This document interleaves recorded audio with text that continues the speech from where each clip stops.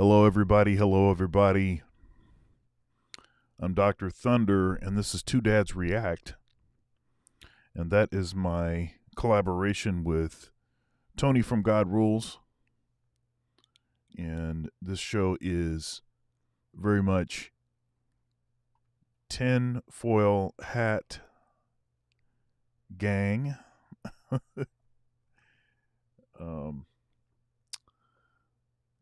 And we look at things in world events from a Christian perspective. We're both dads. We both have deep concerns about certain agendas that we see present that we believe are against family. And so, anyhow, today's show is a doozy. Bishop Marmari Emmanuel stabbed in the pulpit. In the pulpit.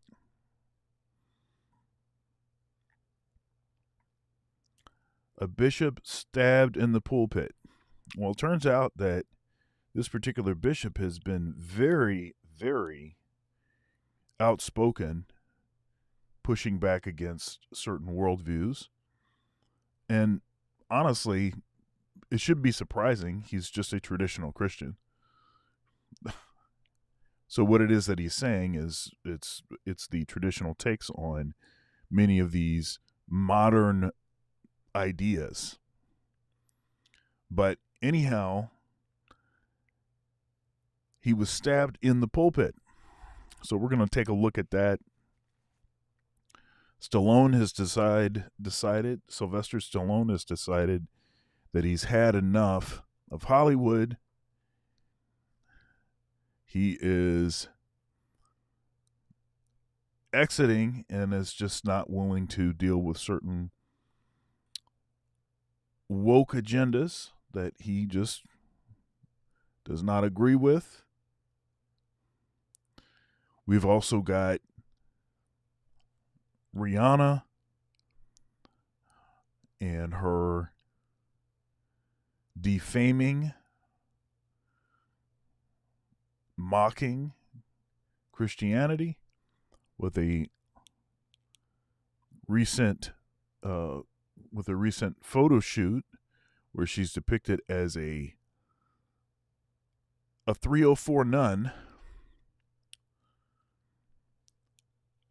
And we've got all kinds of other stuff on the docket also. We talked a little bit about, I think, the 4B movement, actually. If it wasn't last show, it was the show before that. I've been talking about the 4B. And I did a recent video where I talked about how 4B, Satanism, and empowerment propaganda are all related, the link between these. And so we may talk a little bit more about that today also. But without further ado, it is that time. And actually, you know what? I just realized, hold up here. I just realized that I do not have a couple things in the proper place, but I'll make that adjustment as we go now. Two Dads React. Let's.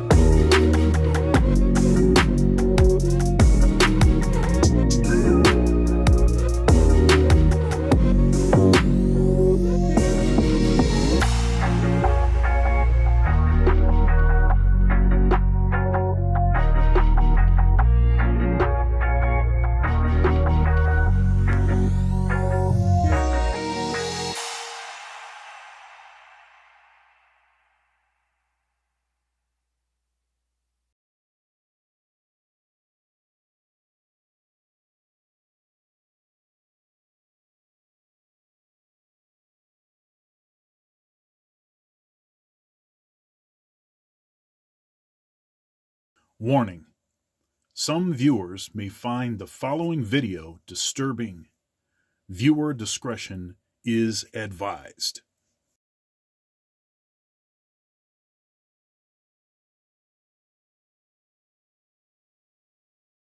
Where are we at? What's happening? What's happening? Not much, man. Just trying to get ready. Oh my goodness, like usual, super busy. So how you been? I'm all right. I'm making a couple adjustments over here on Rumble. And yeah. There we go. A lot of stuff going on right now, that's for sure. A whole lot of stuff. And by the way, everybody, we are streaming to Twitter, or X, formerly Twitter. We are streaming to Rumble, and of course, YouTube. And I would appreciate those of you that are on YouTube, if you so be inclined, to click the link in the Rumble in the description to this video and head over to Rumble and just follow and then come right back. You could do that also. If you could click there's another link in the description, and that's to my Discord, and I am growing that community also. All kinds of stuff in the Discord, and I get show ideas, and there's a place for folks to suggest things that they'd like me to look at. And there's been a number of shows that I've done that have been inspired by posts in the Discord. So if you'd like to, and also if you'd like to send me a friend request in the Discord, we can also do direct messaging through the Discord. So all kinds of stuff happening there. All right. So any initial thoughts about this stabbing? And then I think I think our actual first topic will be the Rihanna stuff. But there's actually a lot, man. We can even talk about this pastor that got booted out of a Christian men's conference for pointing out something that was going on in the beginning of the men's conference that you're not going to believe. You remember the punting of the Bible? It's like on par with that. Okay, we got some crazy stuff going on in the church now. Devil's working overtime, man. And with this Bishop Marmari, it looks like God protected him because according to one of the things I was looking at, perhaps the knife didn't even open properly. Yeah, the knife didn't open, and the guy cut 3 of his own fingers off. Oh, you saw that too. Okay, yeah. Yep. That I've seen that guy before. He hangs out with David Wood, X17 Apologetics. I have him on the screen. I don't know what this guy's name is though. If you could show my screen. I don't even know what he's got on his forehead. What did he put on his forehead? I don't even know what. I've seen this guy, and I know he hangs out with David Wood, or in the past he's done stuff with David Wood. You know who David Wood is, right? X17 Apologetics. That guy. The guy talks about Islam all the time. That guy. Probably. Yeah. Okay. At any rate, this guy said that he knew somebody was there and apparently cut off 3 of his fingers in the process, but also apparently I think Bishop Marmari also was injured, and even a couple other people that were in the church. Perhaps he was able to open it eventually. I don't know. Yeah. So I've got a bunch of, a few videos. I've got a video with this guy you have depicted there. And I've got a video from a couple other folks and where they go down some details. I also have an article. Let's see here if I can grab this article. Let's see here.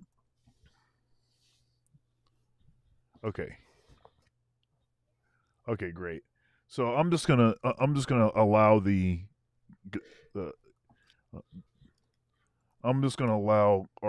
my screen reader to read this for us. Who is Marmari Emmanuel, the bishop stabbed last night? Bishop Marmari Emmanuel was among 4 people stabbed at Sydney Church in Wakeley last night, in what police are calling a terrorist act.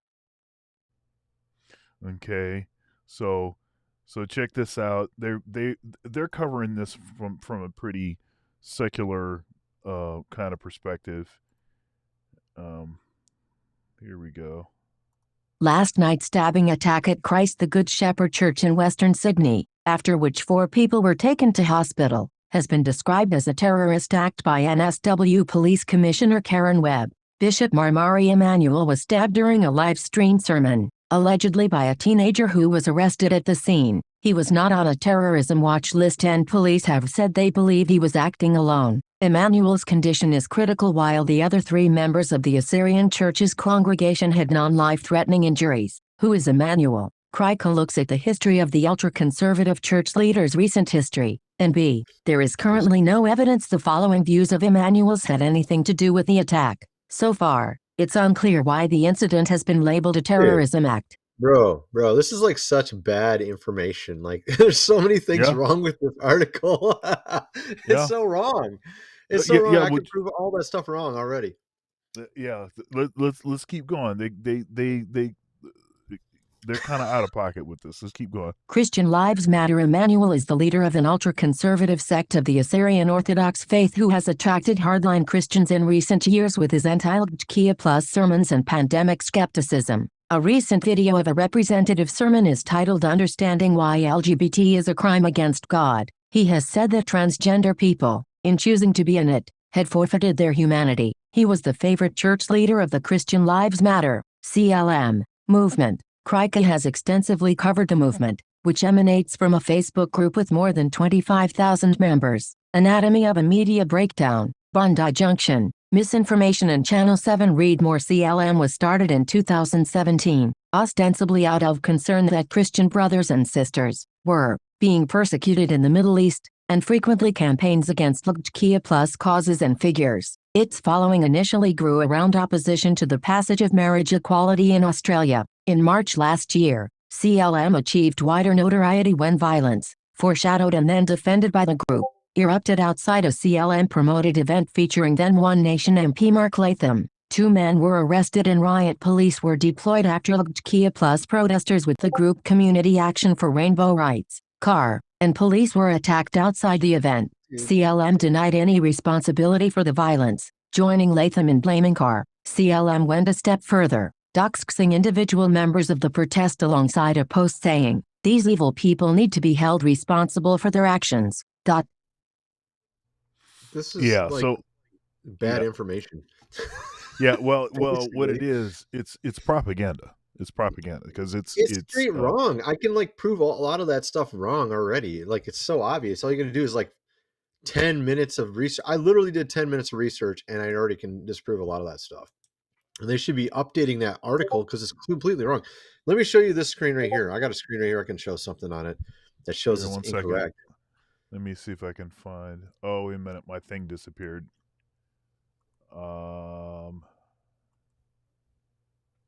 What disappeared? Great. Wait a minute. Here, I've got to find the.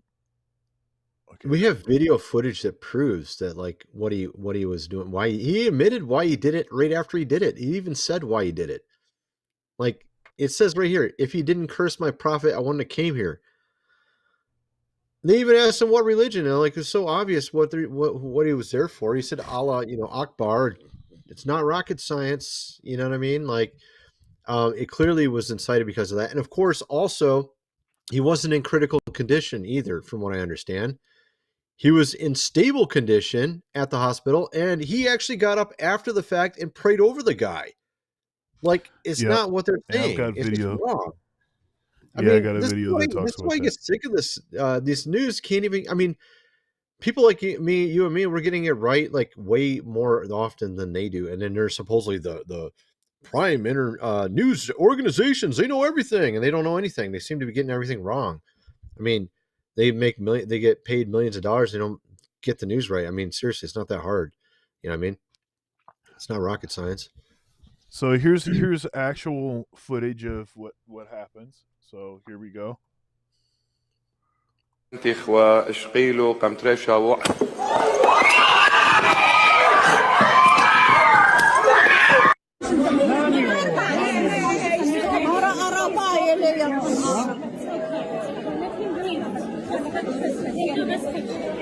I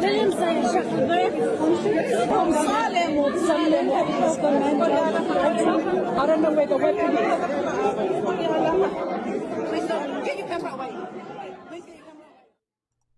Yeah, so he did get hit some. So it was like I was saying, like he couldn't open the knife, and he hit him without the knife open, and then afterwards he figured it out, and then like apparently he got some of it. Some maybe it was like part open, and that's why he cut off his fingers, and he also like stabbed him while he was cutting his fingers off. You know what I mean? Like he didn't open it right. Like you know how you pull out the blade and it didn't fully lock, and then he's trying to hit him with a not locked blade, and then it chopped his own fingers off while he's stabbing him, so he didn't stab him effectively. And then he only got hurt a little bit, and he was stable, and he got up and then prayed for the guy. The guy cut his own fingers off. So, I mean, obviously he hit him in the head there, it looks like. But I mean, it's not rocket science. So, of course, he was in stable condition from what I heard in the hospital. So he wasn't in critical condition. All right. A second stabbing in 2 days has occurred in Sydney. I'll explain. A bishop and several other people have been stabbed during a sermon in Sydney that was being streamed online. The latest stabbing comes days after 6 people were killed in a mass stabbing at a shopping mall in the same city. At Christ the Good Shepherd Church, a bishop named Emmanuel appears in a live stream giving a sermon before a man dressed in dark clothing approaches him before striking him multiple times. Several other people tried to intervene and were struck. However, the police say the injured people suffered non-life-threatening injuries. The motive for this attack is currently unknown. This attack comes just 2 days after there was a different stabbing at a Sydney mall complex on Saturday. Wow. Joel Kochi, 40, sent a crowded mall into panic on Saturday when he began stabbing people with a long blade. 5 of the 6 people who died were women. The only man killed in the attack was a security guard, Faraz Tahir, 30, who tried to intervene. 12 others were injured, including a 9-month-old baby whose mother was killed.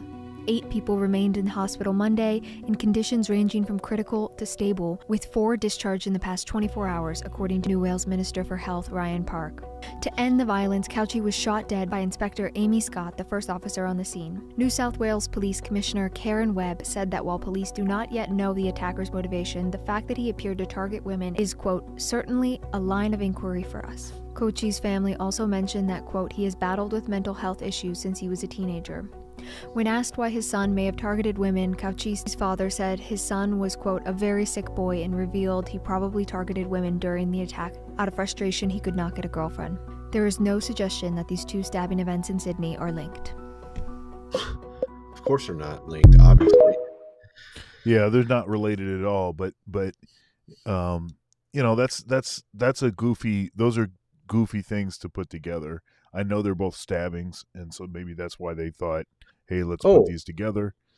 But right. Yeah.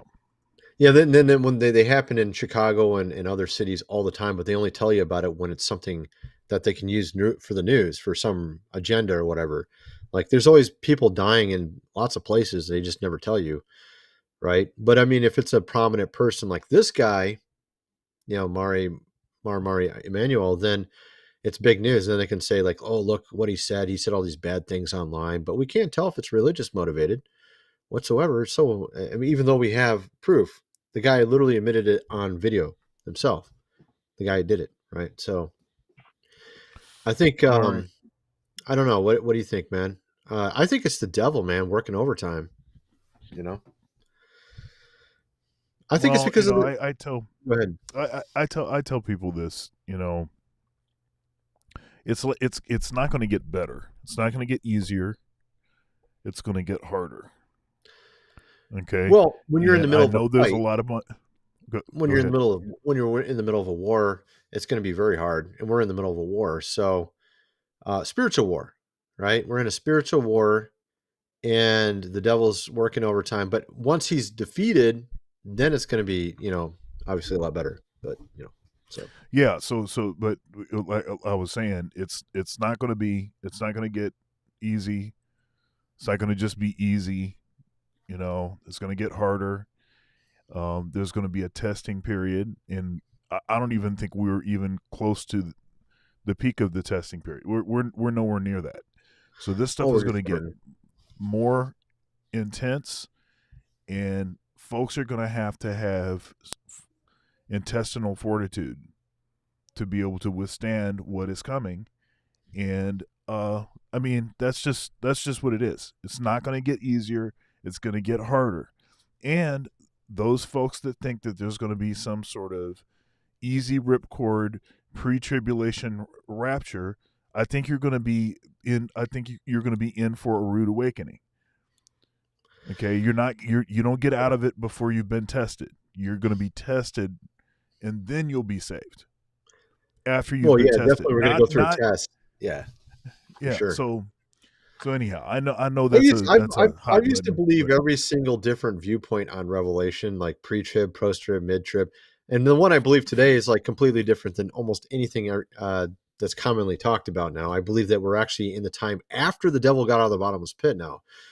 So I think the devil was in the bottomless pit during the Middle Ages, and he's been out for 500 years now, and that's why it's went to all hell over the last 500 years. You had the Age of Enlightenment, scientific revolution, and now look at where we're at now. We don't even know if we're a man or a woman, and then I got to show you this story, man. Did you see this one with Mark Driscoll? This insane story of a stripper at a church, pretty much. Like, did you see this? Dude, this is so insane. What is going on here? Show my screen, man. Check this out. And this he's taking off his jacket and he's dancing around a pole. So it's not exactly, it looks like it, but what he's got is he's got a sword and he swallows it. But the fact that he does all this other stuff that looks just like something you would see in one of those type of joints, if you know what I mean. It's like, why did you have this at a Christian men's conference? Why would you have a dude taking his jacket off, kind of going around the pole, and then he puts a sword down his throat? And this was like one of the acts at the men's conference, and a famous pastor, a guy who I don't like too much. His name's Mark Driscoll. He basically said he had been praying from 1 a.m. because he was at this men's conference. He's one of the speakers. He said he'd been praying since 1 a.m. after this happened the entire night. And he said that he basically rebuked this. And then he was kicked out. So he was kicked out of the Christian men's conference for rebuking them for having this intro skit, whatever you want to call this. So, and there's actually, let me show you another screen so you'll get what I'm saying. Where is it at? Come on. I got it around here somewhere. Nope. I think it's this one. There it goes. You can see right there, it's kind of small, but you can see the dude's kind of walking around it in a weird way, and he's got no shirt on. So this is the guy who got kicked out for rebuking it. His name is Mark Driscoll. And so, but I mean, we have all these weird things happening. We have pastors punting the Bible across the church. We got like pretty much a dude with a pole dancing around a pole with a sword in his mouth. It's like, why is this at a Christian men's conference? They even had monster trucks at the Christian men's conference. Like, what?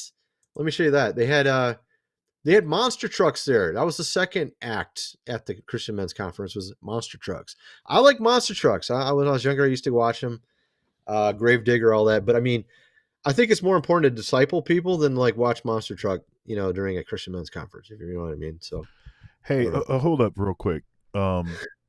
This comment right here that I just highlighted, which says a wake-up call for the bishop.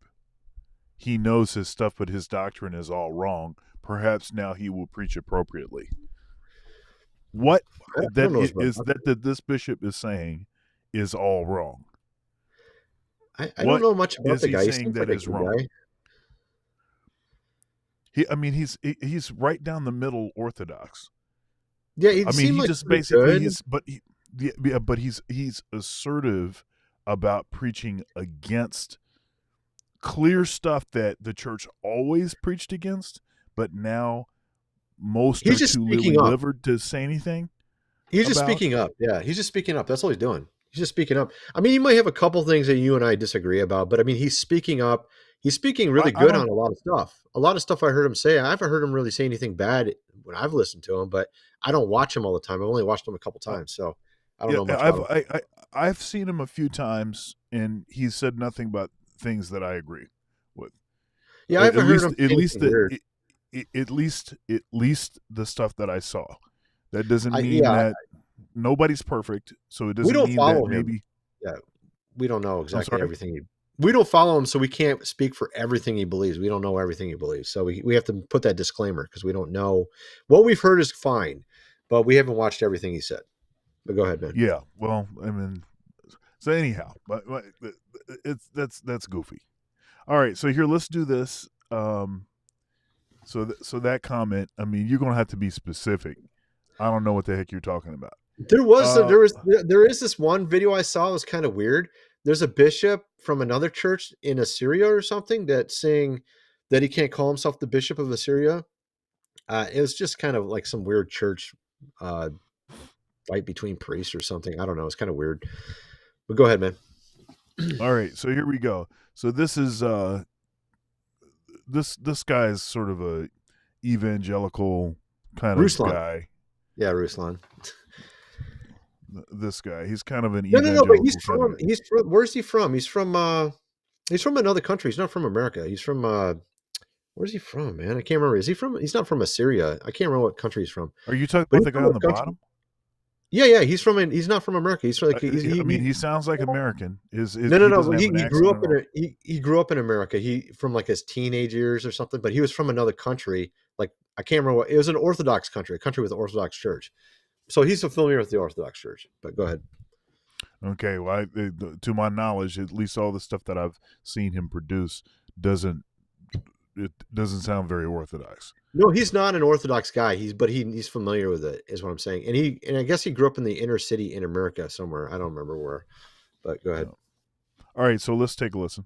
But this is the reality of this attack, is that there was a protection over him in real time, where this person's switchblade, I guess, failed to open. And you see right here, it says, looks at knife, realizes it's not working. He's recovering fine. After the attack, the bishop got to his feet.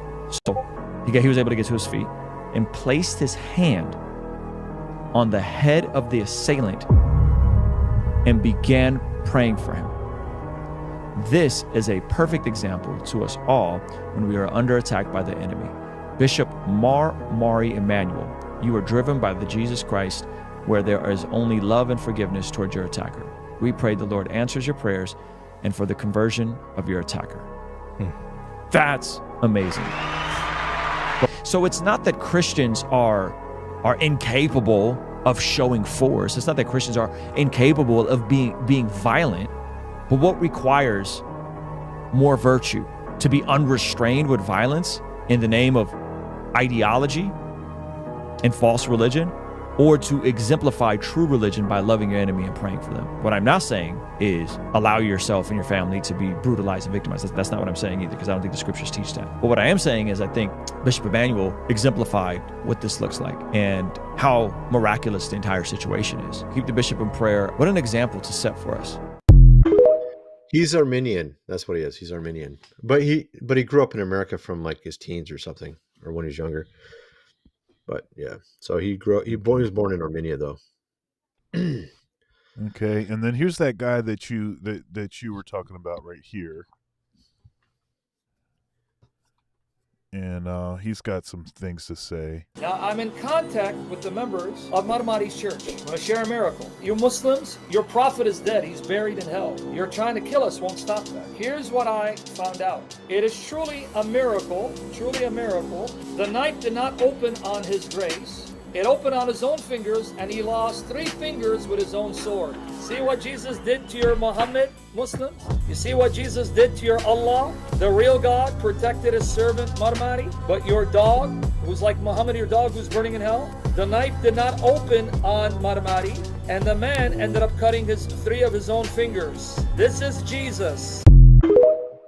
That guy, I think he used to be a former Muslim. I'm not quite sure, but like he's really well known for like converting people on YouTube. I've seen him, like he's very, very in your face, kind of strong worded type of dude.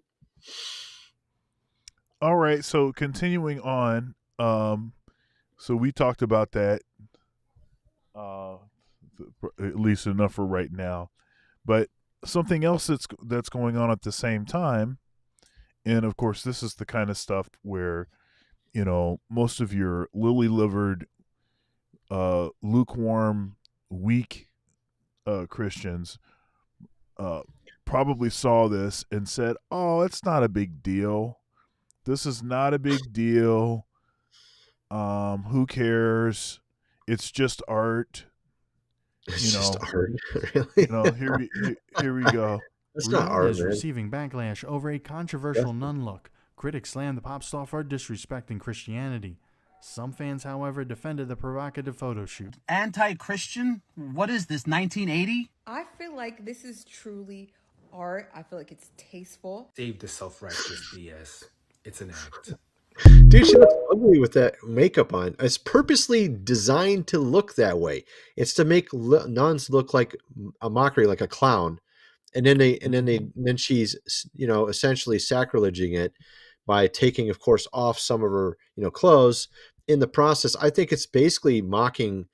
I think it's the devil mocking Christians. I think it's more than that, though. I think it's mocking our doctrine, because I think the church also has problems with their doctrine, and in the world, I think the devil's in the church and the world, and then he's like kind of messing and plays two sides. You know what I mean? And what I mean by that is, like, when Jesus walked the earth, who did he have a problem with? He had a problem with the Pharisees. The Pharisees were the religious leaders. They'd make bunches of rules, and actually, so I think the devil, he's purposely tries to make a bunch of silly rules in the church, and then avoid the real rules, or the important ones. And then, like, at the same time also say, well, look, you don't need all these crazy rules. Just come over here and be in the world and do whatever you want. When I think it's purposely designed to make people go away from God. And this whole dialectic, this sort of false standard on both sides, instead of just being very simple with the Bible, understand things like adultery or sin and things like that. Like, for instance, that Mark Driscoll guy, that guy that got kicked out of that church, the men's conference. Right. He was known for one time he had a sermon, and like I said, I used to make fun of the guy. He brought this guy out in a bubble suit. You know those bubble suits? Yep. And he's like, "This is how you got to be with your girlfriend. Like, you can't even hug her, you can't even hold her hands. You're like in a bubble suit, right?" So, like, he had this really, like, he would have like 50 rules you had to have before marriage and stuff. He had all these ridiculous rules. But I mean, maybe he doesn't teach that anymore. That was back in the old days. Maybe he's not that ridiculous anymore like he used to be. But that was the kind of stuff I think that drives people away from the church, is when you make all these silly rules and it makes the church look bad. And then you have people in the world mocking God, like Rihanna there, making Christianity look bad. It's the devil's playing both sides, trying to control people and try to get you to jump. Yeah, but Rihanna's doesn't have anything to do with the church. It seems No, to but me she's that, part of the world. And the devil's in the church and the world, so the devil will work through whoever he wants to work through, man. It doesn't matter if she's part of the church or not, So, well, I guess what I'm saying is, if these, what I'm saying is, I see these polarities as being part of Christendom, where you have certain folks that just allow everything and just say, "Hey, everything's grace, grace, and greasy, great." They're about yes, that, and then you have other folks that are obviously like way more on the too strict. legalistic, more Yeah, legalistic. Pharisee, Sadducee, man. It's the exact same thing. You got the Sadducee, no rules, doesn't matter. And then you got the Pharisee with like 1,000 rules, right? And you don't have anything normal in the middle. And Jesus came and he didn't agree with either side. He's like, I'm not on either side of you. You guys are both wrong. And that's how the devil sets it up, though. I think like that. Yeah, Purposely. I think what this shows, more than it shows actually an issue with either of those approaches, I think it shows the depravity of the heart of man. Yeah, it does. I don't think it doesn't really matter what it is. People are going to just find a way to just go do what they want to do, just to be. And I don't know. I see too much these days. I see too much pointing at the institution and saying, "Hey, see, this institution was too strict, so that's why I wilded out and I went out and I got hookers and blow, and I was doing that for like 5 years, because in my upbringing, my parents were too strict and they made me follow too many rules, and I had to be home at 10 o'clock and stuff like this, and all my friends were still out until midnight, and I just had to rebel against that and go, and it, you just hear I just hear too much of that kind of talk. A matter of fact, that OnlyFans model, the one with the red Yes, hair. I was just thinking of her when you said that. Yeah, so she's a preacher's kid, and she's talking about how, oh yeah, it was a harsh religious upbringing and blah blah blah, and it was just so legalistic. And see, it's Whoa. about relationship. It's not about it's not about religion. See, Christ is about relationship, and see, Christ doesn't put all of these rules on you and blah blah blah. But meanwhile, she still has her OnlyFans on, and now she's charging double for it. Well, yeah, I was saying that too on video. It's like, Some are come on, claiming that she man. already canceled it, but if she did cancel, she still got $10 million. So I mean, it's not like she's got no money or something. But I agree with what you're saying. But you know what it is? What it is the devil set up the whole system, and the whole system has the other aspect too, which is the world. You can go do whatever you want. So the women's over here.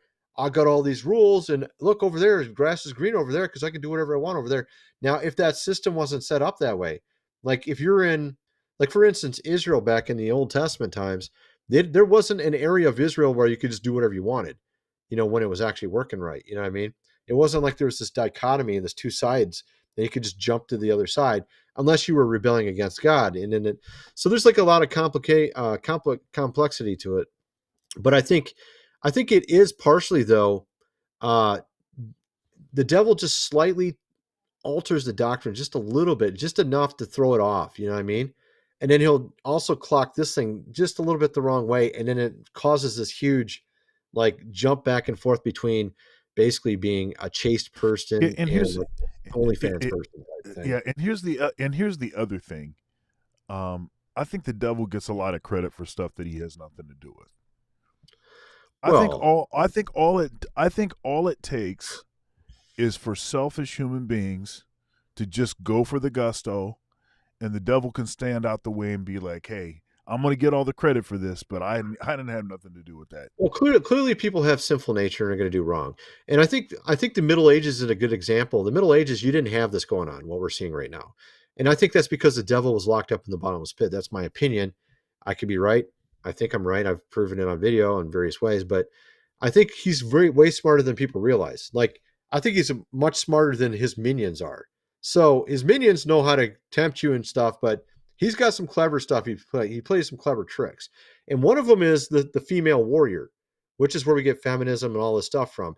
And Joan of Arc was the first female warrior when he got out of the bottomless pit. So you got the female warrior archetype and the weak man. So the devil tries to tilt the man-woman thing. He tries to destroy the family with the GOV. He does all this tilting, and that's where I think that's where his effect is. That's why I feel like what we're seeing today is far worse than maybe the time of the Middle Ages, where there's bad people. I'm sure there's lots of bad people that did wrong things, but they couldn't go as far as they do today. Like today, you got crazy stuff going on. You familiar with Rachel Wilson? No, who's she? So Rachel Wilson apparently is Andrew Wilson's wife. I've heard of that. Yeah, Rachel Wilson. She did a book where she basically she exposes what she calls occult feminism. Yeah, it's dude. the secrets. Totally. It's the secrets, the sort of hidden part of feminism, because people don't realize this, but the proto-feminists, they were all like tarot card reading, right? Exactly. They were in spiritism, and when they're talking about toppling the patriarchy, they saw Christianity as the patriarchy, and basically they aligned with Satan to attempt to topple the patriarchy. But that this is like their stuff. This is like look, right. And that sounds like some straight tinfoil hat stuff and some conspiracy. That's what it sounds like. It's not. But when you actually go back and read the stuff, matter of fact, check this out. The reason that a lot of that history is not regularly taught in colleges and universities is because the Ford Foundation and the Rockefellers, they basically bankrolled this to clean it up, to astroturf it, and a lot of this stuff is being sort of kept secret and gate kept in women's studies, in gender Sigmund Freud studies too. programs. Sigmund Freud was Dude. also bankrolled by him. Yeah. There's a lot of stuff they bankrolled. They would get like crazy people, and then they would bankroll them, and then they would clean it up and then make it into an ideology. And this is how they made a lot of the stuff you see around us today. That's what I was saying. The devil's not, I mean, like I said, back in the Middle Ages, his minions weren't smart enough to pull all this stuff off. The devil's got some clever, crafty stuff, but you and I are talking about it right now, what he does. So it's not, I mean, it's crafty, but it's not that crafty. You can see it if you want to see it. And I saw a really clever one the other day. I was watching the show, this new sci-fi show. What the heck is it called? It's why is it? I can't think of it. It's based off a video game. New sci-fi show. I can't believe I can't remember the name now. Fallout. Is it Fallout? I think it's called Fallout. Yeah, it's called Fallout. So I was watching this. I'm like on the last episode, and they were showing these corrupt capitalists that were making all these. They were basically trying to market the end of the world. They're trying to make money off the end of the world. That's what this TV show Fallout's called. It's about basically the apocalypse, and they're like, we already know there's going to be a World War III. Let's just make money off this. And so it's talking about crony capitalism, like very corrupt capitalism. And then they had this innocent communist woman, like, I'm just trying to stop this. But this is how the devil plays it. Like, he'll take something that's actually better, capitalism, and then he'll corrupt it to its core. And then he'll take something that's just as corrupt, but even worse, communism, and then try to put makeup on it, make it look pretty. Like, look, yeah, communism's better than capitalism. But it's all a purposeful design. The devil does this stuff all the time. It's like the devil's playing chess while the church is playing checkers. That's how I look at it. And everyone falls for this. They don't even see us. They're like, oh, I didn't even realize that capitalism is bad. When actually, no, it isn't. You got a bunch of people that are like evil in league with the devil, corrupting capitalism. And they're purposely doing it. I don't know that I see it exactly that way. See that, because actually the term capitalism is actually is a pejorative. It's actually a term that was created by Karl Marx. He actually created that term. Karl Marx is another one, man. It's like a perfect example. That's another guy. Yeah. But you've been calling this thing capitalism. Well, I didn't know. I don't know its history, man. Whatever, whatever. So I'm just saying that capitalism is actually pejorative. So free market, freer market should be the goal, but the aspect of capitalism, which really is just a free market, that people don't like is the crony part of it. It's the crony capitalism part, right? And that's the people part. That's the part when people try to twist. Right, they try to twist the rules to their benefit, so they get the benefit and everybody else gets screwed. Yeah, I mean, we should probably get back into some of these stories, anyways. But go ahead, man. Yeah, I don't necessarily see. I think there can be lots of different styles of government that could work if people weren't corrupt. There's lots of different styles that would work. It's just that the free market is the system where even if people are a bunch of greedy bastards, which that's what people are, even if people are that way, you can still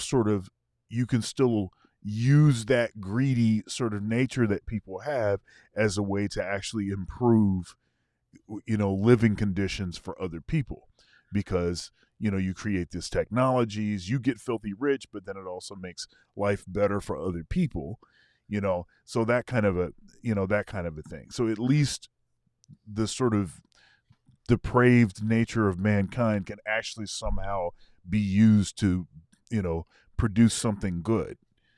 I know one of the founders of one of the founders, I can't remember which one, wrote that if God is ever taken out of the picture, though, it's going to go to hell in a handbasket, which pretty much it has. It is. Yeah. So it is. The other thing, and I said this before, I just think that people give the devil too much credit. I don't think, because I don't really think it is I think he just nudges you the right direction, kind of, and you just go there yourself. But yeah, I'm not saying the devil's behind everything. I'm saying like he creates the system. Yeah. The system is what's twisting it and make it much like if you imagine like you got like you go to the carnival and you got these rigged games. Like you try to shoot the ball in the hoop and it's like the hoop's so small it never fits. It's like that. Like the devil rigs everything. It's not like he's there whispering in your ear all the time. It's more like he rigged the system so he knows that the numbers are there. But even in saying that he rigged the system, it was people that created the system. Now they were influenced by wrong intentions and sinful nature and bad stuff, and so that's why they created it the way that they did. Because he only goes to specific people. He's a god of fortresses, from what I understand, a false god of fortresses. So he'll go to the rich people in fortresses and then play his plans to them, and then they bring the plans to the entire world. And that's why you have all this craziness around us in the government all the time. Is like what they do doesn't make any sense half the time, right? Look, there's definitely a devil. The devil is definitely very active. I'm just saying that a lot of the stuff that goes on, I just think that like I said, the devil's back. Like, dude, I didn't have nothing to do with that. That was right. He probably argues that too. He'll be in court, be like, I didn't do anything. Yeah, I'm sure he does that. Yeah. They just did it to themselves. Look, they did it to themselves, man. I didn't have to do anything. Right. Let's see here. Let's see what else we got. I've got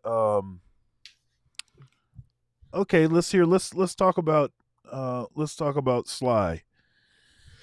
All right. Yeah, he's getting in trouble, isn't he? The mass exodus from woke America continues. Superstar Sylvester Stallone dropped a bombshell the other day, and he's obviously not alone. We're going to see the latest on the mass left-UG crisis to hit blue states. Also, it's not just people. Walmart has announced that they're closing dozens of stores in Democrat-dominated cities. We're going to see how blue states continue to economically rot, all as red states are going through an economic boom. After long, hard consideration, your mother and I have decided it's time to move on and leave the state of California permanently, and we're going to go to Florida. We're going to sell this house. What? What? Yep. Is this a joke? It's not a joke at all. Dude, full time. No LA time. Full time. We already have the place. It's a done deal. So that was Sylvester Stallone announcing to his family that he and his wife have made the decision to pick up and, in his words, permanently leave woke California and move, like millions of others have done, to the great free state of Florida. Stallone made the announcement on his reality TV show to the shock of his daughters, but given that his daughters, have also moved out of California, it shouldn't be all that surprising. Now, in making this announcement, Stallone is joining the nearly 350,000 people who've moved out of California since 2022 alone. This according to a study by the National Association of Realtors. According to the U.S. Census, every year for the past 15 years, an average number of 100,000 Californians leave the state as over against those who move in. California, for the first time ever, has actually lost a House seat due to its rampant depopulation. But it's not just California generally. Hollywood itself has been seeing a mass exodus of residents. The Daily Mail called it Hollywood's apocalypse now. They're reporting that managers of moving and storage companies have confirmed that there's been a mass exodus of residents leaving Hollywood over the last 3 years. Hey, there's also something about he started getting in trouble too, accused of disparaging Tulsa King background actors. I remember seeing the story of shortly after he said that, like he started getting in trouble with people he works with. They're like trying to, I guess, apparently claim that he was saying mean stuff and bad stuff to him. And I feel like it's one of those attacks, kind of like woke type of thing, where like they're upset with what he thinks, so they're trying to find scrounge up some stuff on him now, kind of like they do with everybody, it seems like, anymore. Whenever you're out there and Well, here I've got this video right here, and this is Okay. Let's talk some more about it. Let's see here. He, she, him, they, the, boom, bang, ba, bum. Sylvester Stallone, the legendary action hero, is making headlines in Hollywood once again. This time, he's not just fighting on-screen villains, he's taking a stand against woke culture, sending shockwaves through the industry. But why is Stallone bucking the trend? And what does it mean for the future of filmmaking? When it comes to Sylvester Stallone, there's no beating around the bush. He's a man of action, both on and off. There's Matthew McConaughey, the laid-back Texan with a knack for stealing scenes. McConaughey's no stranger to speaking his mind, especially when it comes to his faith. But even he faced some backlash for his Christian views, albeit to a lesser extent than Gibson. I want to say something. Just pause here for a second. I want to say something. I don't like it when certain things get glossed over and ignored, so that the video or whatever, so whoever's perspective or whatever point they're trying to make, they can make that point. Because what Mel Gibson did some stuff and said some things that were pretty despicable, and so you should be willing to say, yeah, that dude did get recorded saying a bunch of racial stuff and everything. I mean, you should be able to say that, yes, he definitely did that. And with respect to McConaughey, I think this is not a great example either, because we know McConaughey is hard left. I mean, if you listen to the stuff that, he's super progressive. Oh yeah. I've seen him like 3 or 4 years ago say like a couple things. I haven't watched him talk about anything. Yeah, I don't really listen to the guy, so maybe his politics have changed somewhat. But I don't like it when they gloss over stuff just for the sake of trying to make their point, because it makes it too easy to pot shot, So the detractor can just come in and say, hey, but such and such actually is racist, and here's footage of him being racist. So now that just destroyed your argument. Well, that was a long time ago with Mel Gibson. That was like 15 years ago or more. It was a really long time ago. However long ago it was, he was also citing movies from way long time ago also. Yeah. Well, yeah, that's true. But I mean, like, that was why I think that was part of the reason why he got in trouble, was because of what he was talking about the JEWs, wasn't he, back then? Like, he said something drunk. He was like drunk and getting arrested or something. Yeah, he also because his girlfriend dumped him or whatever and decided to get with a black guy, and so then he was saying a bunch of racial slurs about black people. Was that the same incident, like when he was drunk or something? I don't know. I don't know what it was. It wouldn't matter if he was drunk or not. If you don't have the racial slurs in you, then you don't have them in you. The alcohol shouldn't matter. Yeah, but the worst of you comes out usually when you're drunk. With some people. That's fine. That's fine. But still, it's still the same. It's still the same deal. Yeah.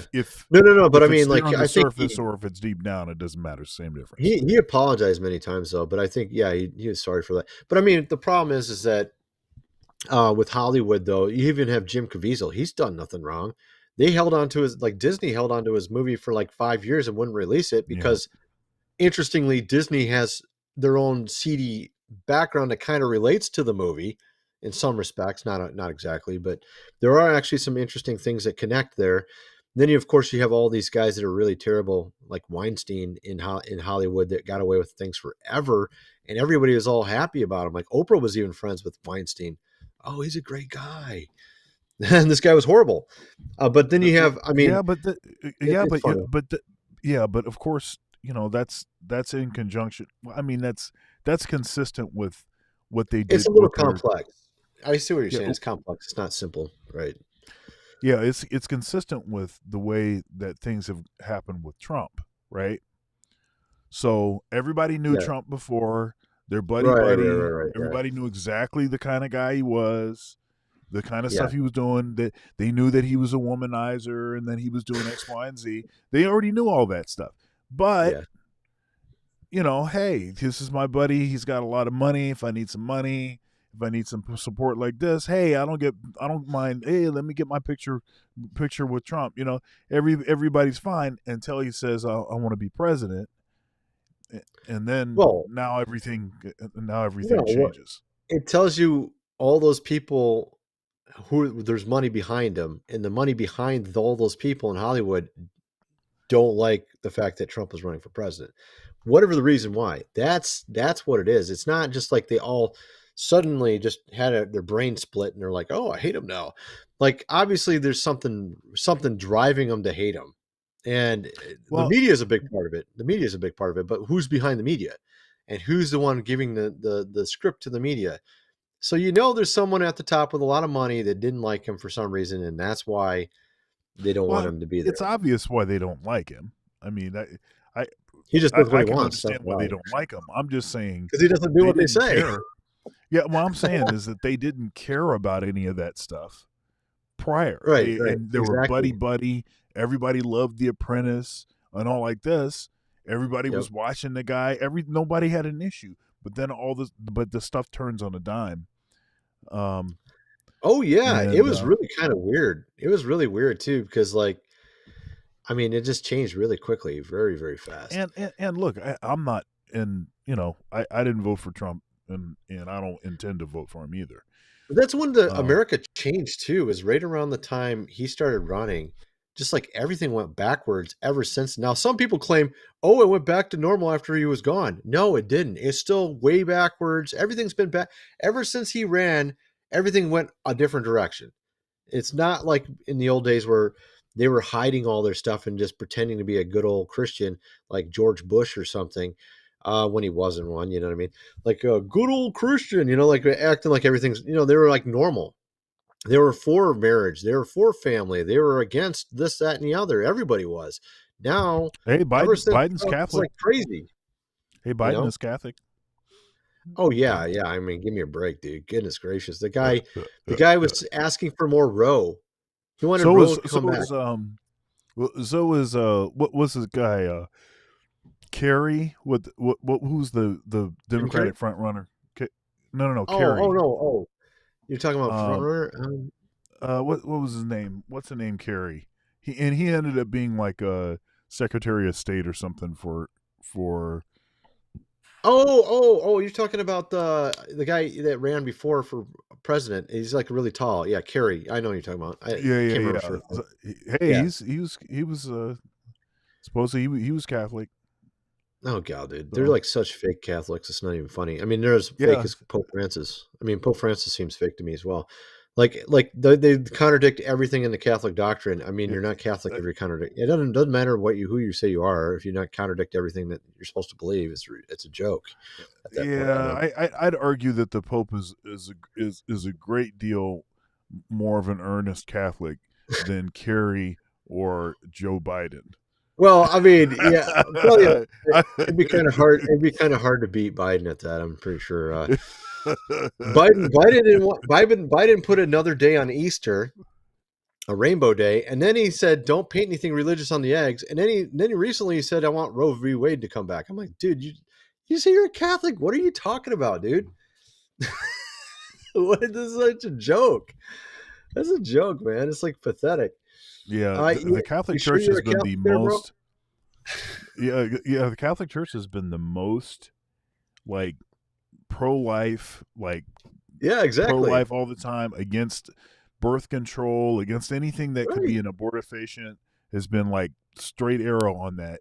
And this guy who's supposedly a Catholic is pro-choice. It's like he's not even a Christmas Easter Catholic. He's like a never go to church Catholic. It like doesn't know anything about it Catholic, you know?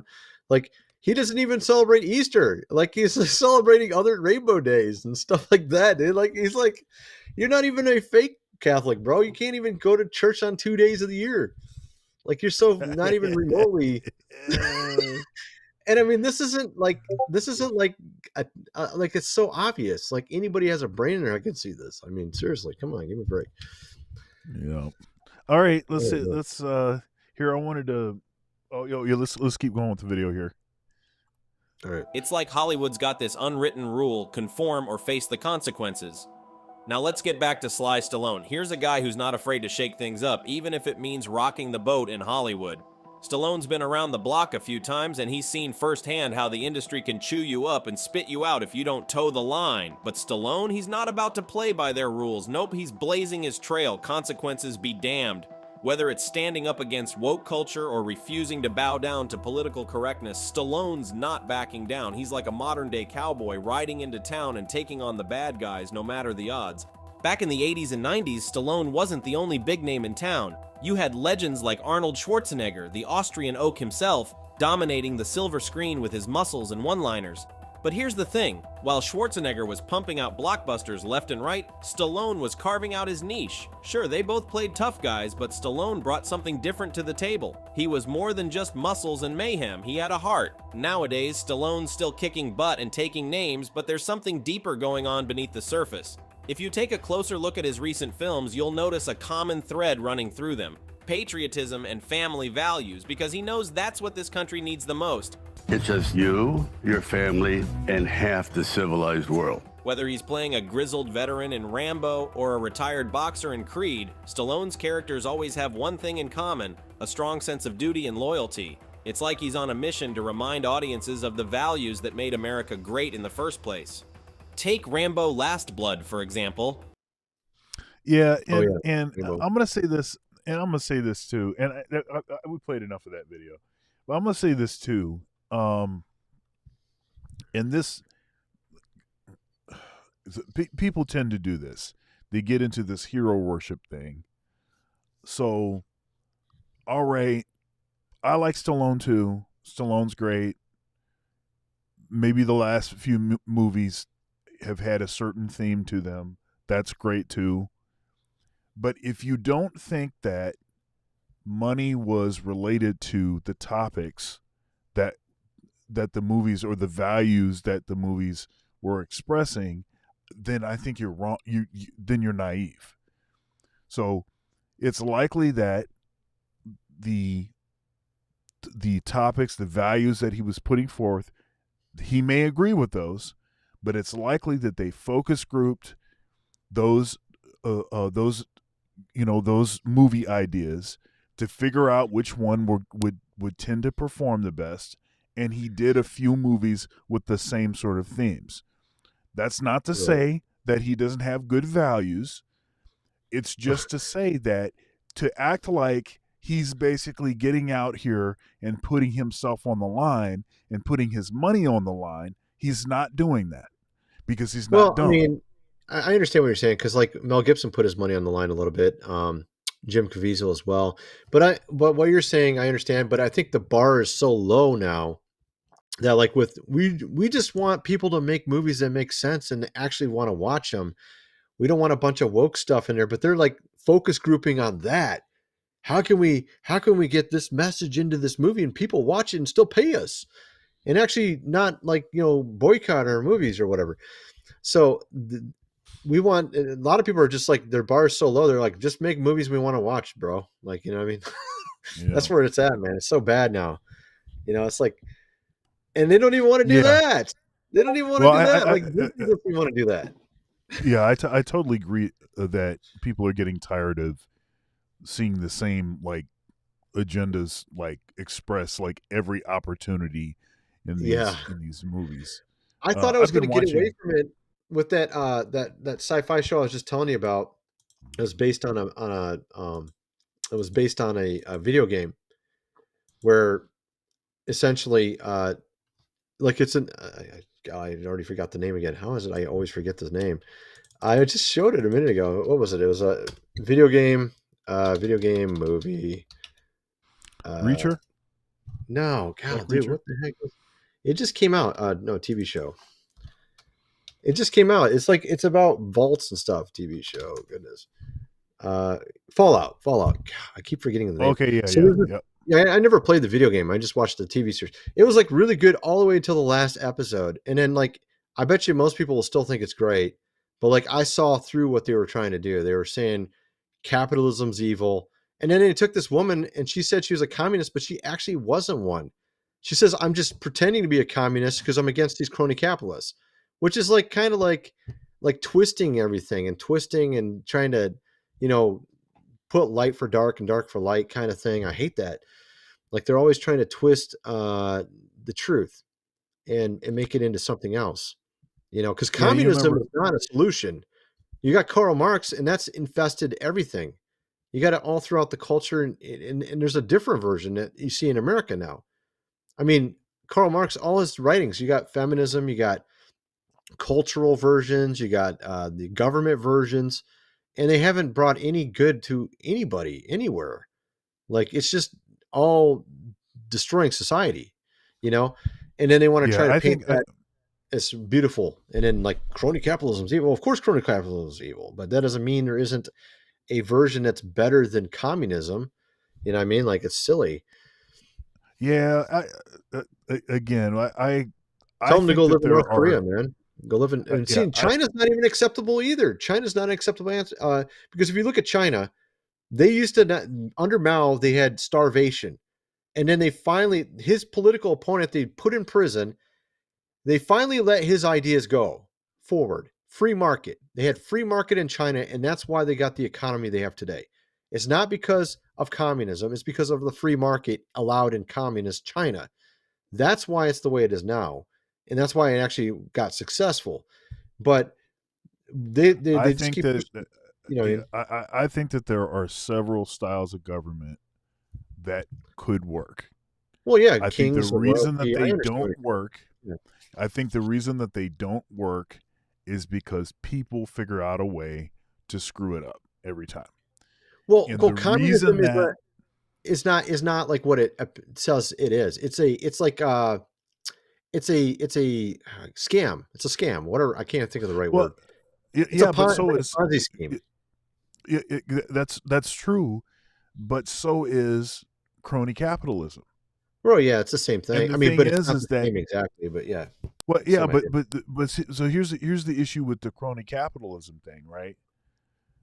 See, there's never been a version of the quote unquote free market that was devoid of crony capitalism. Every single, because as soon as people get involved, they find some kind of way to It's not carve their people. piece out. No. It's not people. I think it's more along the line. I mean, it is people, but I think what you're really referring to is the elite that start hearing the devil's voice, and then they follow whatever he says, and then they start twisting Yeah. and taking control. Well, it's That's kind of how I greed. look at it. It's greed. I mean, so people, but Yeah, it's greed. Of course, it's greed. still, I I would understand that. agree. But I still would agree that at least with greedy people, at least capitalism still has the potential of improving the lives of other people, right? Because if you have, a few folks that are super greedy and they're bankrolling inventions and X, Y, and Z because they know they're going to make a boatload of money. Okay, they're greedy, but those new inventions, stuff like automobiles and stuff like that, end up improving the lives of everybody. I see So what you're saying, though. that's the saving grace, I think. You're talking about like over time, it gets more and more corrupt usually because there's bad people or people are selfish or whatever. I mean, if you don't have Christianity, if it's devoid of Christianity, whatever the system is, it's going to be bad eventually. Whatever it's royalty or a king or, whatever it might be, democracy, republic, whatever, it's eventually going to get bad if you divorce morality and God from the system. And this is what they've been trying to do. They've been like, oh, you got to get God out of here because they're going to make it into a patriarchy or something retarded, which clearly is not happening. It's not even remotely happening. It's not even remotely happening. What are they even talking about? This isn't Mecca. This isn't Saudi Arabia. Are you kidding me? Really? Well, you mean you're talking about a theocracy.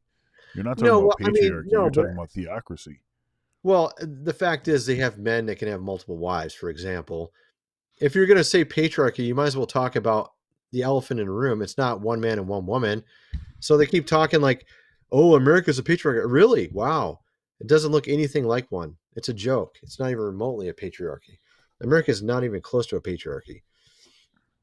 It's interesting because You could say it's an elite patriarchy where they control it, and then they make it look like it's but a that's what. matriarchy. You could do that.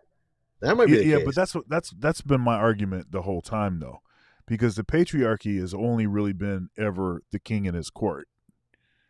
So everyone else, no one else benefits from the patriarchy like that, right? No, It's but just what you're the king talking and about, his so you're court. saying like the elites are the patriarchs, and then they make it so the matriarchs can be in control to cause division so that they can stay in power as the patriarchs while they have all this insanity going on below them. See, the patriarchy, the primary beneficiary of the patriarchy is women and children. Okay, that's the primary. Those are the primary beneficiaries.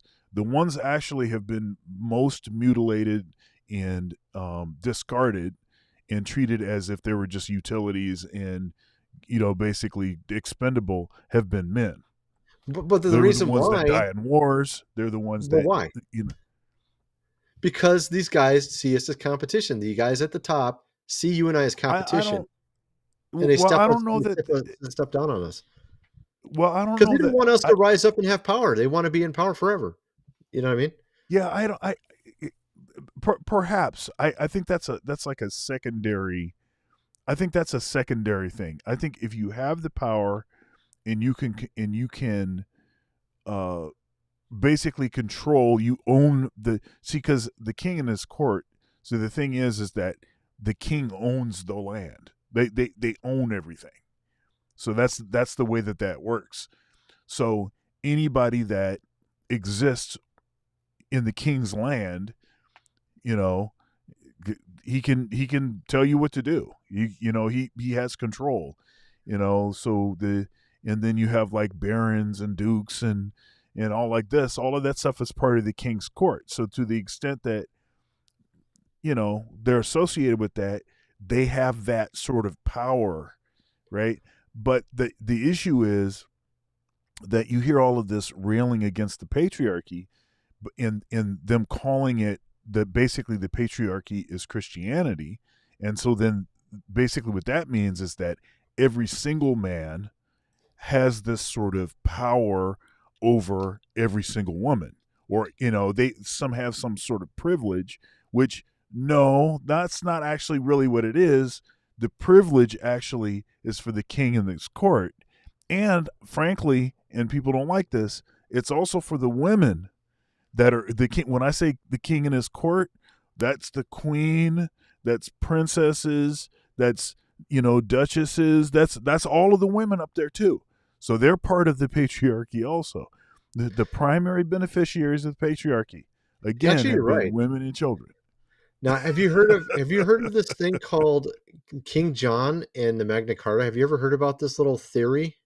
Have you heard about? Okay, let me just explain this. So King John is the one that came up with the Magna Carta. The Magna Carta is to give everybody equal rights, right?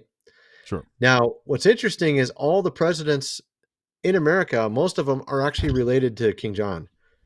So could this have been just a scheme, like, kind of like a Ponzi scheme where we're going to give everybody rights, but we're actually technically behind the scenes still in control?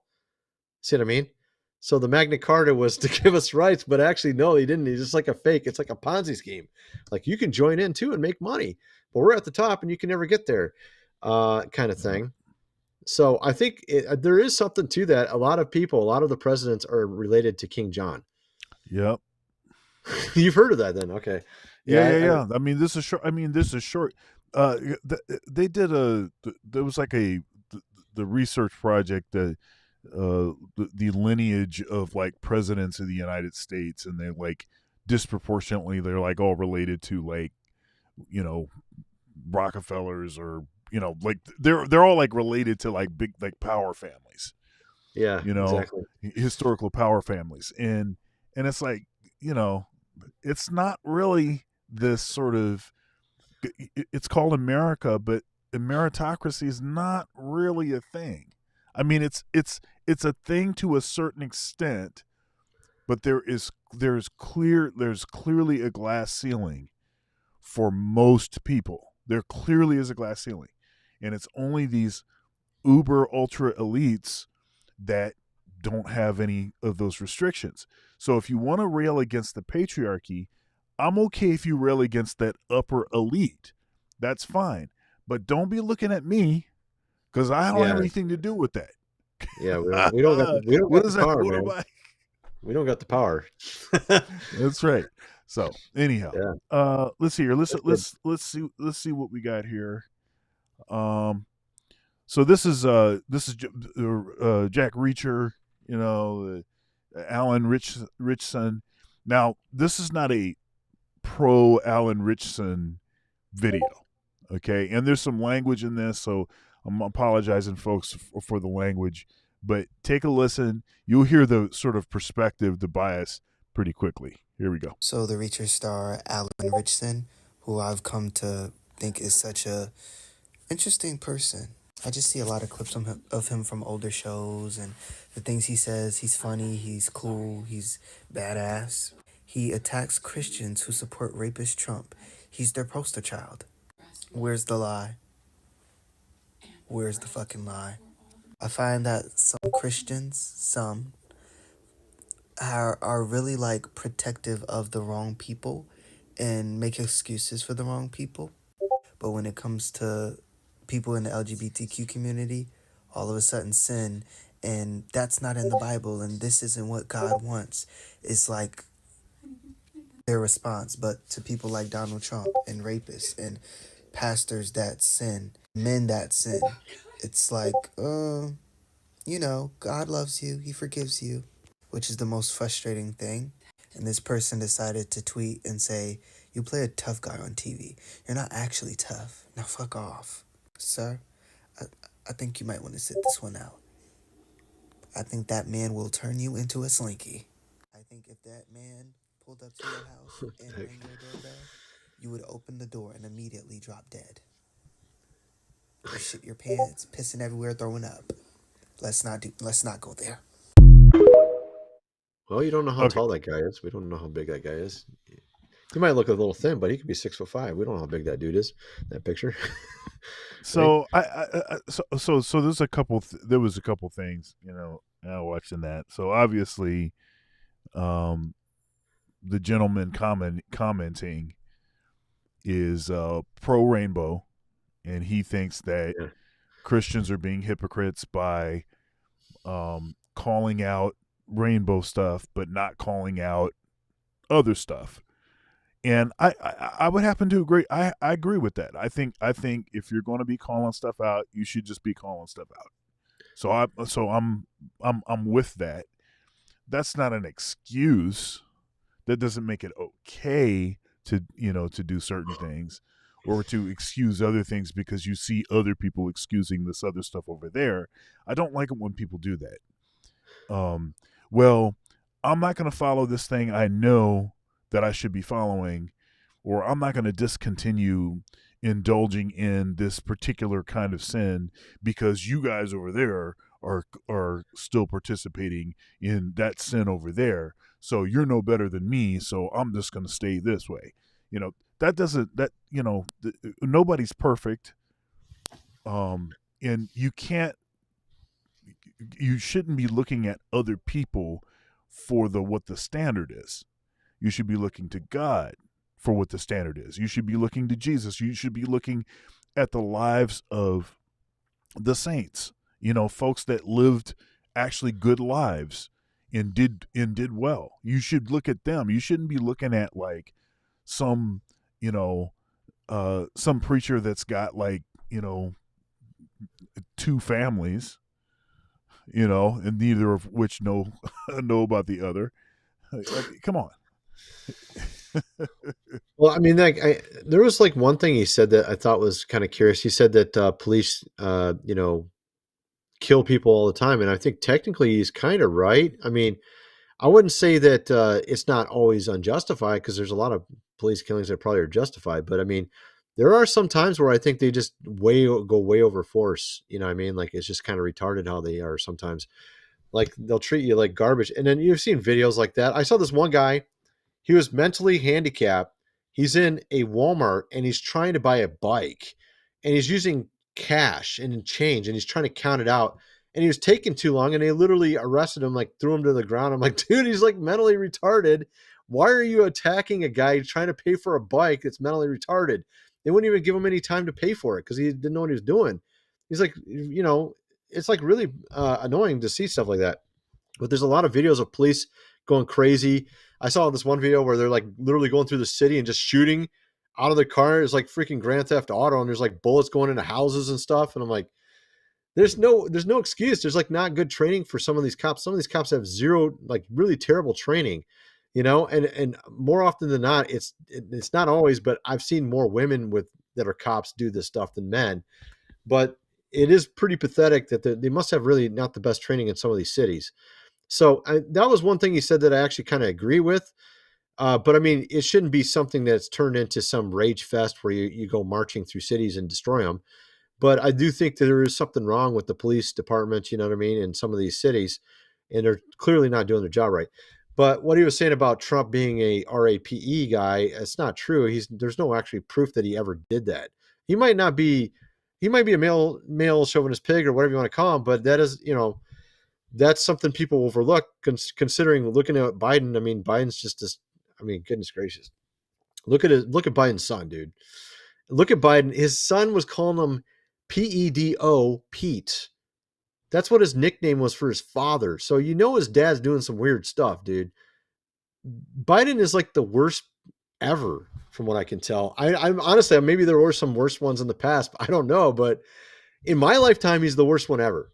Just hands down. There's no way he's not the worst one ever, dude. Like, he's just terrible. But well, here's the other thing about Trump.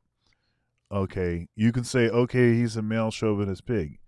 Well, but you guys already knew that. You knew he exactly. was that, like, way back in the day. You knew that. You knew that.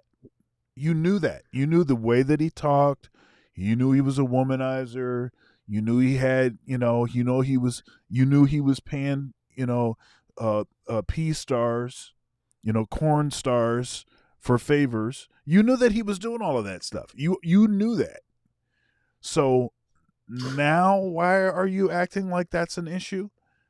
See, it's only an issue when it's beneficial for you to get what it is that you want. And that, that it just makes the whole thing just look like you guys are just full of crap. So I'm not going to believe anything you say.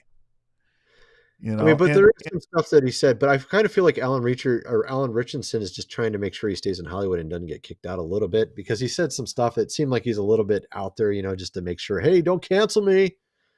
I'm a Christian, but don't cancel me, A little bit of that. Yeah, a little bit of it. Yeah, but I was just thinking back on this is when Tucker Carlson was still on Fox. And Tucker says a bunch of stuff that I don't get with. He makes a lot of the same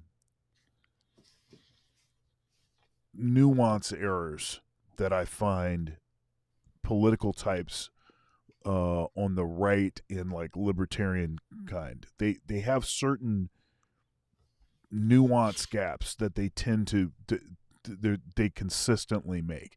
Part of it is because they kind of all listen to the same stuff, and there's certain arguments and things that if you say this, you'll have a sizable portion of the audience that will rock with you. So you kind of do that. Like, one of the talking points that I always get annoyed by is this whole black on black crime. So, like, you're having a meaningful dialogue, you're actually talking through some issues, and then the person from the political right says, yeah, but you guys shouldn't be talking about anything because black on black crime, that's the biggest issue. Why aren't you talking about it? Well, I'm not talking about it because for the same reason that you don't talk about white on white crime or Latin or Hispanic on Hispanic crime. Crime is a function of proximity. White on white crime is 85%. 85% of the crime done against white people is from other white folks. It's because people tend to live in the same area, right? Yeah, that makes sense, actually. It has to do with proximity. But you always bring up 98%, 97% black on black crime. And it's like, dude, They all live in the same area usually, more so. That's right. Yeah. And that's not to say, look, there are some serious issues. I think it's family, serious issues. Not having fathers and stuff, and bad influences, and just everything. Music ain't helping either. Yeah. So I mean, look, there are issues. I'm not saying that it's perfect. I'm saying when you start hearing people say that, use that kind of stuff, or say the stuff about, pull yourself up by your own bootstraps, or just insinuating and implying that the reason that disproportionately you guys are impoverished is because you're lazy. So it's kind of like saying harder. It's like that's why we make it. It's like saying when you need money, you could try to go to the bank to get money, but they won't give you money because you need money to get money, right? Because they'll never give you a loan unless you have money or some collateral, like a house or some real estate or something that has value. Yeah. So it's just like to pull yourself up from your own bootstraps. How do you do that? That doesn't even make sense logically if you think about it, or scientifically, it doesn't even make any sense. You can't pull yourself up. But yeah. And Ben Shapiro makes a lot of the same goofy statements in a bunch of the sort of political pundits on that side.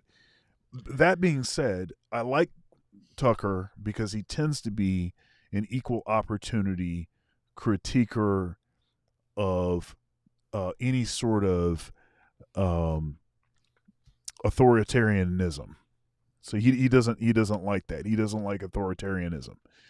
He doesn't care if it comes from the left, from the right. He doesn't care where it comes from. Well, he also just asked questions a lot, and I think that's why he never got canceled. That's why he got so big. It's because he just said, "Well, I don't understand this," and he'll have the guest explain it. Well, he did get canceled. Yeah, but for a long time he was able to kind of ride the border because he's like just asking questions. I'm not saying anything. I'm just asking questions, and then his guest would say all the answers.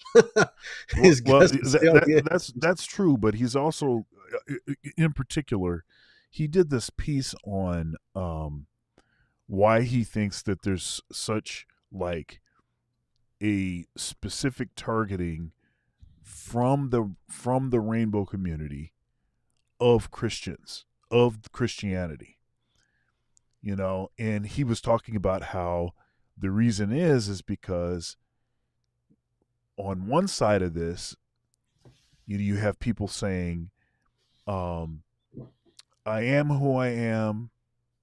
I'm perfect the way that I am. God made me this way. I'm great just how I am. And you have another side, and these are Christians, the real Christians, right? The true Christians, the ones that say, I'm a sinner. I need God to change me so that I'm worthy. If I don't have a savior, then I'll be damned. See, that's the basic Christian thing. Whereas on this sort of the rainbow side is, I'm great just the way that I am, and you have to co-sign and tell me that I'm good too. And those are diametrically opposed. And so that's why there's like this targeting of Christianity is because of the just the difference in philosophies. Because if you accept Christianity, then you'd also have to say, well, maybe there's something wrong with me then. Because that's what Christians are doing. At least the real ones. They're saying there's something wrong with me. That's why I need Christianity. Yeah. Society is giving all the excuses and all the ample praise to certain groups, like we'll say women and of course transgenders. They get in the media, in social media, in sort of the news and just all over the place. They get all this praise, like, oh, you're great. Let's have a pride day for you. We'll have all this, there's nothing wrong with you. But you don't ever hear it on just like, hey, if you're just like a dude that's married, they don't have commercials saying, hey, you're just a guy and we understand you and you're great like you are. No, it's more like bashing dudes all the time on commercials, right? So the point is that they're given all the excuses in the world not to change. They're told there's nothing wrong with them. Everything's fine. And that we're talking all sorts of groups, gay, women, whatever. And I think God actually has a plan for everyone, women or gay people, because I think gay people are actually eunuchs. Jesus talked about some are naturally born eunuchs, They don't desire women. So I'm thinking that's who they are. And God has a plan for them. But I'm guaranteeing you it's not the plan that society's telling you it is. Just go do whatever you want. You know, that's not the plan. Trust me.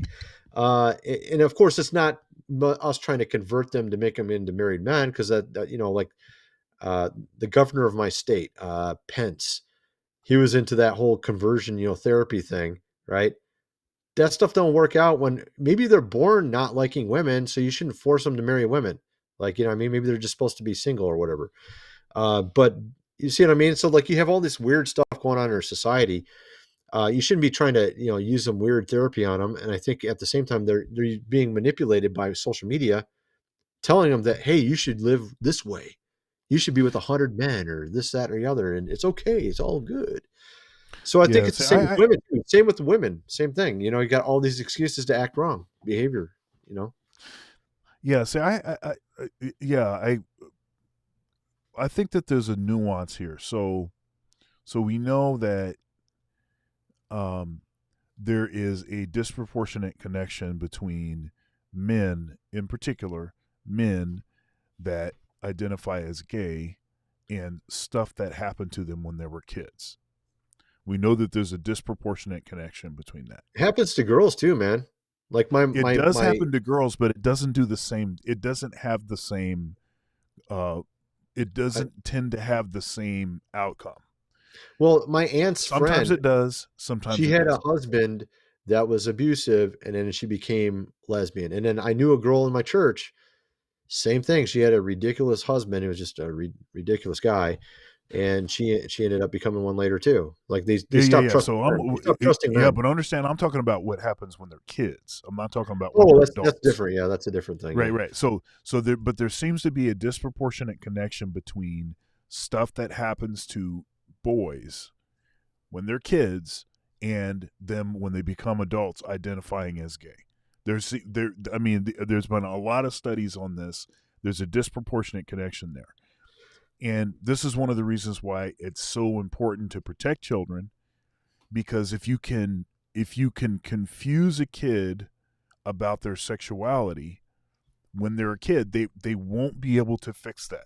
For life, they'll be screwed up. They just won't be able to shake that. And I don't wish that on anyone, to think that you're going to, send a kid, send somebody after something already happened to them when they were a kid, send them to like gay camp or something, and like that's going to fix them. I'm sorry. It's too late. I know what you're saying. That would explain all the percentages going up too. But I do think there's like maybe 1% that are eunuchs or natural born eunuchs, or 2% or whatever, small percentage that are probably born that way. Because there's some that never are abused and they still come out like not wanting to be married to a woman. You know what I mean? So, but I do agree with you. I do think there is something going on to where it's being expanded and being enlarged. And look, in the history of the world, only 40% of men have reproduced. So we know that men have not. Genghis Khan, man, wasn't he like the biggest one? Because he has a birthmark. There's like this weird birthmark thing on like tons of Asians, and it's from Genghis Khan. It's kind of funny. It's on their butt or something. So this weird birthmark. Yeah, well, there's a small percentage of guys that have basically gotten all the women. That's always been the case, and there's been a small percentage, just in general, of men that have reproduced. 40%, where like for women it's close to 90%, 85%, something like this. And so that's just what it's going to be. So that would make sense if there was a percentage that just were not oriented towards reproduction, because they're not probably going to get the chance to reproduce. So I don't necessarily have an issue. I don't have an issue with that. I have an issue with anything that is attempting to propagandize children. Right. Yeah, I agree with you on that too. Children. That's the thing. That's the thing, because you can't get the genie back out the bottle, or back in the bottle. It's a really big deal. Yeah. Yeah. Once you mess around with kids, you're done. It's done. So stay away from the kids. That's all I had to say. It is kind of weird how there's a big push for that, isn't it? It's just like so obvious that there's clearly something nefarious going on there, right? So Yeah. very nefarious. All right. Well, I think we covered all the topics we planned to cover today. So I think we're going to be out. Real quick, everybody, please like the video on the way out. Comment, share, all of that good stuff for the replay. You can support Cash App, Venmo, PayPal, Dr. Thunder Music. You can also support with a super thanks over on Rumble. You can do a Rumble rant. But also, if you wouldn't mind going in the description to the YouTube video here and clicking that Rumble, click that Rumble link and go over to my Rumble and follow me over there. I'm trying to become platform agnostic. That would really help. Also, if you wouldn't mind heading over to God Rules, and Sons of Thunder, Sail Daddy, all of that, and that stuff is actually, it's either linked in the description. There's direct links, or in the title to this video. So please go over there and watch his videos. Got great content over there. Make sure you're subscribed. Join the channel. And he does what do you call it? You have like promotionals every once in a while. Participate with this promotionals, right? Which are very cool. But high quality videos over there, very knowledgeable, brother. So please support, and that's our time. We will see you next week. We don't wear the tinfoil hat on the show. Mine has been under the table. I'll, as soon as the show's over, then I'll put it back on, and then I'll, be able to tune in, for great topics for next week's show. I put on my King James tinfoil crown, so. There you go. See, that's the good stuff, man. Where'd you get that, man? I gotta get into the patriarchy, man. I gotta get into the patriarchy. I was checking out. All righty. All right, so we will see you all later. Have a good one. Peace. Yeah, see you guys.